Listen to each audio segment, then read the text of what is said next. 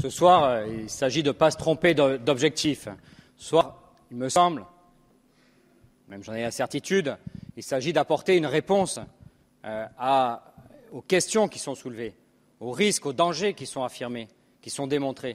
Ce soir, nous ne devons pas nous tromper d'être trop exigeants. Ce soir, nous n'avons pas à nous tourner vers le gouvernement, mais à nous tourner vers nous-mêmes pour décider du vote et de surtout ce que nous présenterons aux Français et ce que nous présenterons dans le futur, au futur que nous leur proposons. Alors, moi je vous le dis, nous devons être dans la capacité d'avoir un texte d'ambition, un texte réaliste, un amendement équilibré qui avance, qui donne de la visibilité.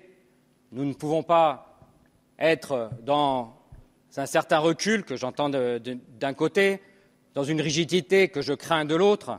Et je voudrais rappeler, puisque pour ceux qui suivent, je vois qu'on est beaucoup plus nombreux ce soir, donc pour ceux qui nous ont rejoints, dire que nous avons beaucoup parlé de la chasse. Eh bien, je crois que tous ceux qui ont défendu et qui continueront à défendre la chasse, comme ils l'ont fait, doivent voter une ambition par rapport au rejet des néonicotinoïdes. Et pourquoi? Parce qu'on sait très bien que la disparition des pollinisateurs, la disparition des insectes, c'est la disparition évidemment de la faune.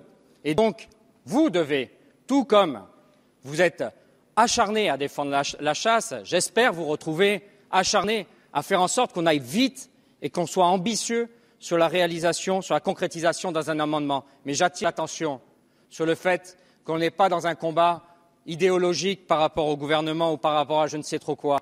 Et je me souviens très bien que nous, le groupe écologiste, par trop de rigidité, nous avons perdu 2 ans dans la mise en application d'une loi qui était aussi pour la sécurité et la santé, qui était la loi des ondes électromagnétiques. Alors sachons y penser par rapport aux amendements qui sont proposés et sachons trouver celui qui permettra réellement d'avancer et non pas de rester dans des statu quo. Merci. Merci Monsieur Lambert. Monsieur Sermier.